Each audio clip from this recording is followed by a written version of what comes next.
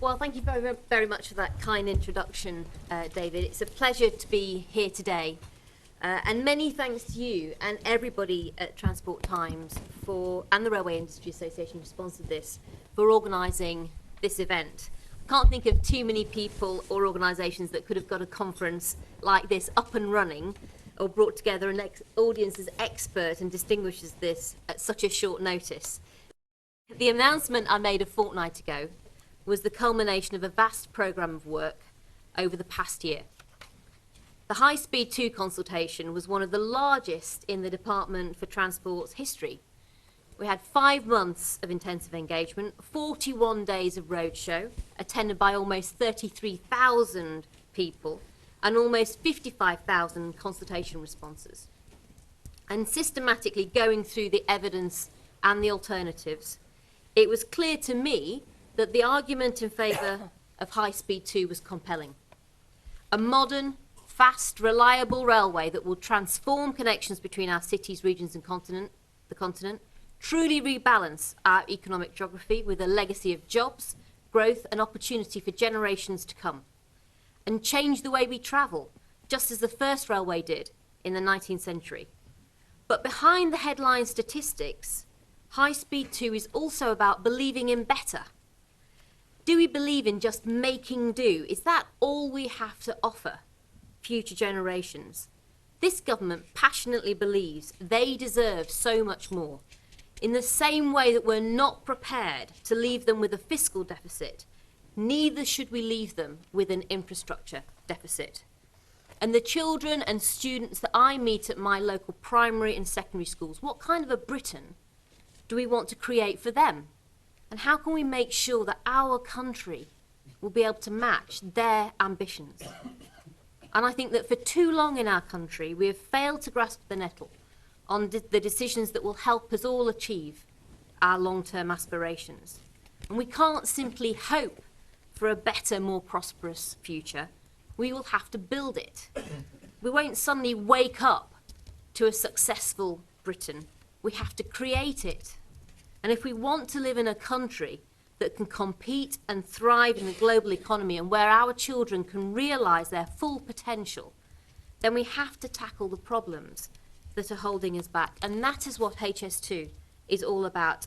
It's about understanding that we have a responsibility to make choices today that will improve our economy and people's quality of life, not just in the next 4 or 5 years, but in the next 4 or 5 decades. Now, there are some people who question the size of our ambitions, who say that Britain cannot support such a scheme in such austere times. Well, today I'd like to reassure them that this is the right scheme at the right time. But to do that, I think I need to clear up some of the claims about High Speed 2 that I've read in recent weeks. Some commentators have said we're spending £32 billion building a new line between London and Birmingham. Well, I've got good news for them.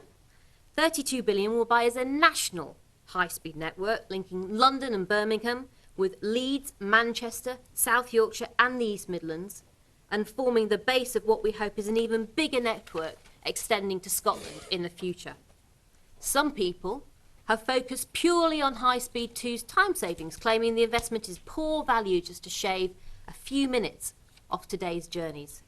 Well, High Speed 2 certainly will reduce journey times. In fact, it will slash the trip from Birmingham to Leeds in half, cut the Manchester to London time from 2 hours 8 minutes to just 1 hour 8 minutes. These are dramatic time savings that will offer a step change in services. And valuable as faster journeys are, and passengers tell us that the time factor is very important to them, more crucial is the substantial capacity boost that High Speed 2 will deliver, reducing the increasingly overwhelming pressure on existing road and rail networks. A rail network that will simply end up full in many places if we don't take action. People say, put more trains on the track, have more carriages on the trains on the track. Well, that's what we've been doing. And there's no other way we would have lasted on a Victorian railway network otherwise. But common sense tells you that that cannot go on forever. And after 110 years, We've nearly got to the end of forever, and on some of our tracks, there simply isn't going to be any more space. So we need more track. But high-speed rail will provide up to 18 high-speed trains per hour, each with up to 1,000 seats. More room on the current railway as well, greater reliability, better performance, and more comfortable long-distance travel. Without investment in our new capacity, our main rail arteries will grind to a halt during the 2020s, with disruption, overcrowding, and damage to our economy. And with demand for long-distance rail doubling over the past 15 years, intercity trains are already becoming overcrowded, and commuters who may have no practical alternative to train travel are forced to stand on long journeys. Unreliable, congested transport would send out a message to investors that Britain doesn't really care about its infrastructure, or that we're incapable of delivering major projects. And for a modern, developed economy, that's not good enough. To continue to ignore the problem is no more an option than pretending that our A-road system would have managed without the motorways. And of course we are doing what we can to modernise our current railway, with £18 billion of investment committed in the spending review, pressing ahead with our plans to max out the capacity on the current track.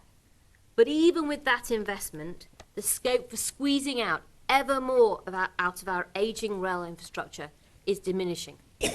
So it's simply not good enough to criticise schemes like High Speed 2 unless there is a practical alternative.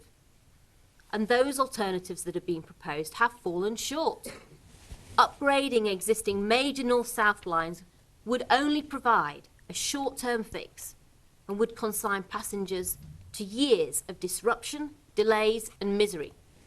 And high speed offers so much better value than a new conventional north-south rail line, delivering £6.2 billion of benefits for an extra investment of just £1.4 billion.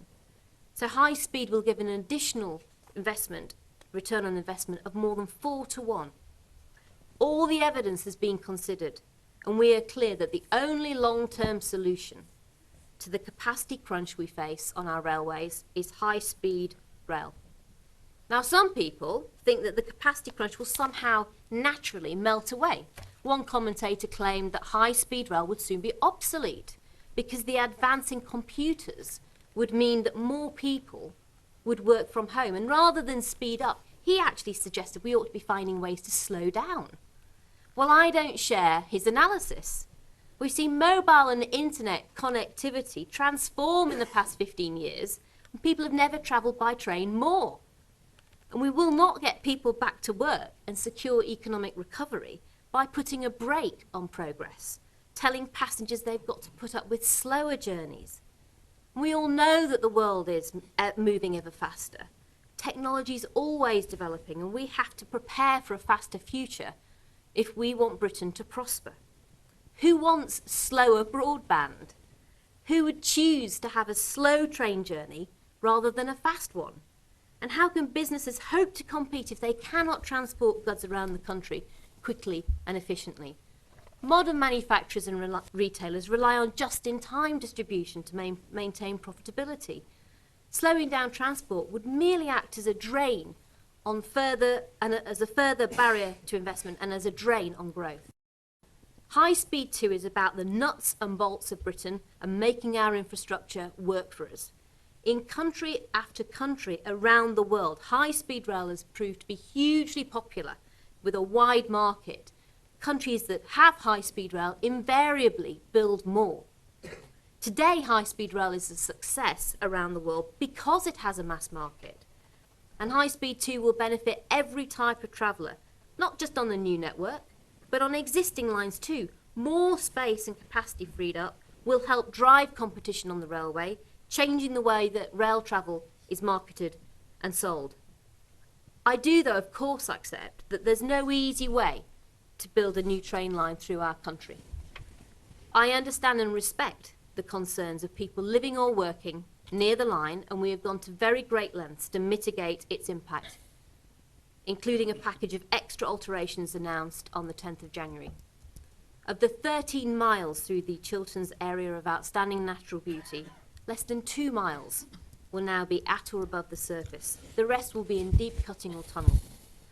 These changes will bring significant benefits to communities and the environment, and in fact, compared to the consultation route, there will be a more than 50% increase in tunnel or green tunnelling. And I welcome the comments of Sean Spears, Chief Executive of the Campaign to Protect Rural England, who said that the government had been sensitive to the impact that High Speed 2 would have on communities and the countryside, and that their legitimate concerns about the effects of high speed on the landscape had been heard. I will do my level best to work closely with communities as the High Speed project progresses. The government's National Infrastructure Plan sets out the importance of a predictable and transparent long-term pipeline of infrastructure projects that will help the private sector plan ahead and invest in technology and skills. High Speed 2 will form a key element of that long-term pipeline, providing certainty about the future contracting opportunities following the completion of Crossrail in 2017. Now is the time to reject the short-termism of the past and get our long-term future back on track. The evidence around the world is clear. As a fast, sustainable and viable way of long-distance mass transport, high-speed rail has no modern equal. It's the right transport programme for passengers, for freight and for rebalancing the economy. I've seen the incredible enthusiasm for High Speed 2 across our great cities, Manchester, Birmingham, Leeds, Sheffield. These cities know the transformational value high speed rail will have, and they rightly believe that the future success of their regions and their communities depends on schemes like this, which will create opportunities on their doorstep. I will work hand in hand with them to make sure the jobs and the growth that we all hope for actually happen. I know that most of us here today are convinced of the case for high speed, but there are many who perfectly understandably will want to continue that debate. And I welcome the opportunity to set out our case because it is strong and compelling. But it's also important that those others who understand the benefits of high speed 2 continue to make their voices heard and continue to highlight the transformational impact it will have on our railway and on our economy. To conclude, these plans will set in motion the most important transport project in this country since the coming of the motorways. I warmly welcome the political consensus on High Speed 2, on the basis that it will help ensure that the planning and construction of this transformational scheme is carried through to completion. This is an incredibly exciting time for everyone who cares about Britain's railway and preserving its critical role in supporting our economy. But the benefits of High Speed 2 will be felt well beyond the network and the passengers who use it. This is a national scheme in the national interest. It's about raising our sights, future-proofing Britain's railway so we won't wake up in 20 years' time with a gridlocked railway regretting that we hadn't been bolder today. We will build High Speed 2 and this government will not let them down.